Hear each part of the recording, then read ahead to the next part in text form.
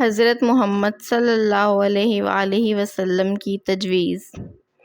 ایک دن آپ صلی اللہ علیہ وسلم مسجد میں تشریف فرما تھے کہ ایک غریب آدمی نے آپ سے عرض کی کہ میرا ہاتھ بہت تنگ ہے، آپ مجھے کوئی ایسی تجویز بتا دیں کہ یہ تنگی ختم ہو جائے۔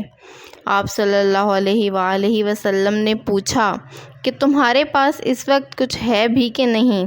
اس نے بتایا کہ میرے پاس ایک دری اور ایک لکڑی کا پیالہ ہے۔ فرمایا جاؤ دونوں چیزیں لے آؤ۔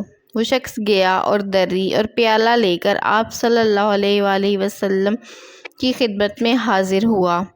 آپ نے وہ دونوں چیزیں وہیں موجود کسی شخص کو 8 آنے میں بیچ دیں اور وہ پیسے اسے دیے اور فرمایا کہ اس میں سے 4 آنے کا آٹا لو اور 4 آنے کی کلہاڑی لے کر میرے پاس آؤ۔ تھوڑی دیر بعد اس نے آٹا لے کر گھر پہنچایا اور کلہاڑی لے کر آپ کی خدمت میں حاضر ہوا تو آپ صلی اللہ علیہ وآلہ وسلم نے اس میں ایک لکڑی کا دستہ لگا دیا اور کہا کہ اب جاؤ روز جنگل میں جا کر اس سے لکڑیاں کاٹا کرو اور انہیں بازار لے جا کر بیچا کرو اور اس سے گھر کا خرچ چلاؤ۔ 15 دن بعد پھر آنا اور آ کر بتانا، اپنا حال سنانا۔